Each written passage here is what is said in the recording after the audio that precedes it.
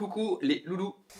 Aujourd'hui on va faire le même format que la dernière fois. La dernière fois on avait parlé de carrelage, de pose de carreaux.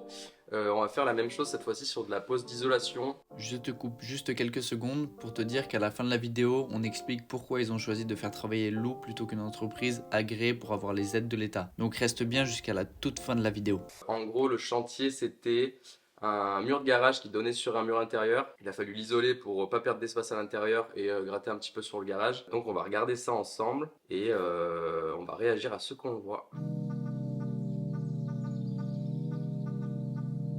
Alors du coup, on va prendre la vidéo un peu en cours de route parce que j'avais commencé avant de filmer, comme d'hab, et je vais vous expliquer un peu tout ça.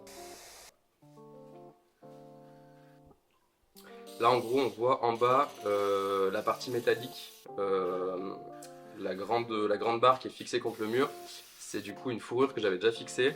Ça va servir d'appui en fait sur le placo. Je vais vous expliquer juste après pourquoi. Donc là je suis en train de fixer la même barre en haut.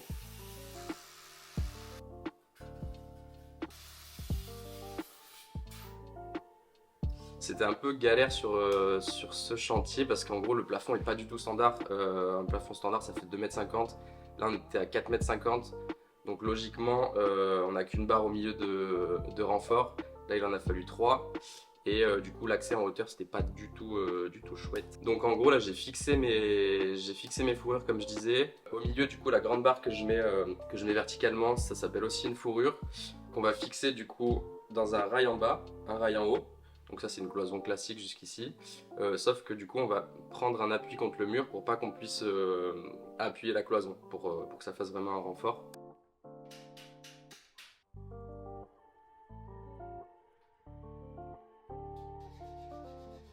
En gros, l'idée c'est que ces petites parties jaunes que je fixe sur la fourrure, elles vont venir se mettre dans une tige qui sort du mur. Après je viens la verrouiller et ça la bloque. On peut plus l'enfoncer. Donc là je prépare juste toutes mes fourrures et les fameuses tiges qui sortent du mur. Quand on fait du placo, l'écart en gros entre chaque montant comme ça, c'est 60 cm parce qu'une plaque ça fait 1,20 m. Donc en gros il faut qu'on soit au début, au milieu, à la fin pour que ça fasse une bonne rigidité. Donc là je mesurais juste avant l'écart pour voir qu'il y ait bien 60. Donc on mesure un endroit et après on met de niveau pour que tout le reste soit aligné.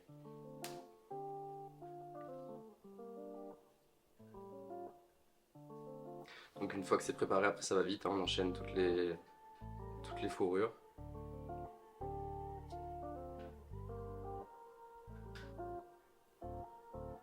Petit coup de nettoyage.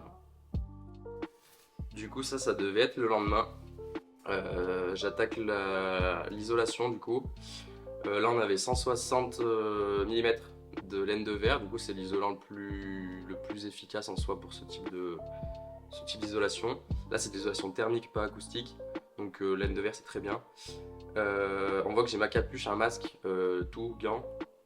En fait la laine de verre c'est très irritant. Si je mets pas la capuche, je vais en avoir qui rentre dans le cou. Le masque pareil, je vais en respirer, c'est pas du tout bon. Et pareil sur le pull, je mets vraiment mon pull par-dessus mes gants. Parce que si ça rentre en fait, c'est très désagréable. C'est du FFP2 que t'avais ou pas? C'est du FFP2 effectivement. Là en gros ce que j'avais dans la main, là l'outil s'appelle c'est le couteau pour couper la laine de verre. Une partie crantée comme un couteau à pain un peu, et une partie plus lisse.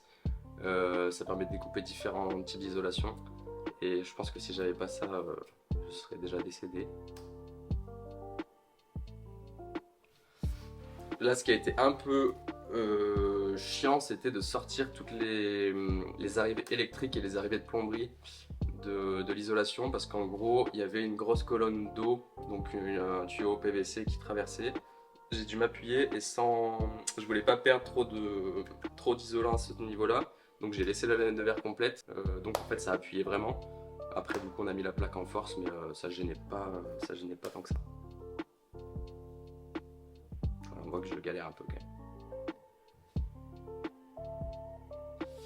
Du coup dernière étape, on sort les plaques de placo, on coupe bien, on mesure l'espace, on coupe nos plaques avec un cutter, donc placo, on fait juste une entaille sur toute la longueur, après on va casser la plaque, comme on va juste là. Hop.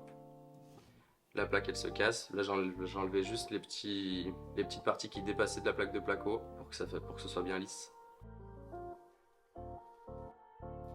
Là on met la plaque en haut, on vise bien dans les montants, tous les 20 cm à peu près pour que ce soit bien rigide. Et là on voit que je galère un peu parce que c'est justement la hauteur. Mais on s'en est sorti, on a fini. Voilà, c'était une petite pose de placo, enfin une pose d'isolation. Ça peut servir à tout le monde. Tout le monde a besoin d'isoler chez soi en général. Donc si ce format t'a plu, si les explications t'ont plu, n'hésite pas à lâcher un petit like, commente si tu veux d'autres formats sur d'autres types de poses. Et abonne-toi surtout, ça fait plaisir. Il y a c'est de l'isolation, c'est l'État qui le payait ou pas? Non, parce que je paye RGE. Mais normalement oui. Et pourquoi ils sont passés par toi? Parce que en fait les démarches au début ils m'ont fait faire le devis, après ils se sont rendu compte que les démarches pour faire travailler une entreprise, enfin déjà une entreprise RGE c'est beaucoup plus cher, donc forcément ils te remboursent une partie mais ça se rattrapait presque. Ah, Il fallait refaire toutes les démarches avec l'autre entreprise et tout. ok. Donc au final, ça se trouve, tu y perds à passer par une entreprise. Là oui, le calcul qu'ils ont fait c'est que c'était plus cher de passer par une entreprise. Ok. Parce que du coup ils prennent plus cher, vu que c'est des grosses boîtes où ils viennent à plusieurs. Ouais. Après t'as la réduction. Mais du coup, comme je suis petit indépendant, je prends moins cher. Bah. Moi j'ai bossé pour 10 balles là pour faire ça.